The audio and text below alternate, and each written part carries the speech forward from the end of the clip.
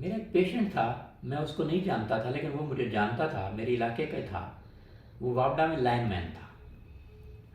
اس نے 50 کروڑ کی پراپرٹی بنائی، یعنی رشوت کے پیسوں سے۔ اب سوال یہ پیدا ہوتا ہے کہ وہ بندہ ہر سال عمرہ بھی کرتا، حج بھی کرتا، مسجد کی پہلی یعنی صف میں بھی ہوتا۔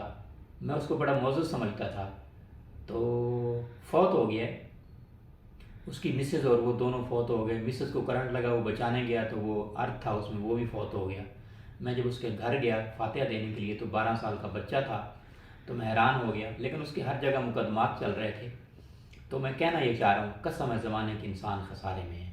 لیکن دوسری طرف یہ ہے کہ وابڈا کا اگر ایک لینڈ مین جو ہے چھوٹا سا میٹر ریڈر جو ہے وہ 50 کروڑ کی پراپرٹی بنا سکتا ہے، تو ایسے لوگ جو اپنا کرپشن میں آج ایک ملک کو سارے لوٹ رہے ہیں۔ ایک لینڈ مین نہیں ہے، اس میں جرم دار میں بھی ہوں، اس میں دودھ والا بھی، اس میں دہی والا بھی، اس میں مکھن والا بھی ہے، اس میں جو ہے وہ ہر وہ بندہ کرپشن کر رہا ہے جو ہے ملاوٹ مافیا ہے، غذا کی شکل میں، سیل کی شکل میں، پرچیز کی شکل میں۔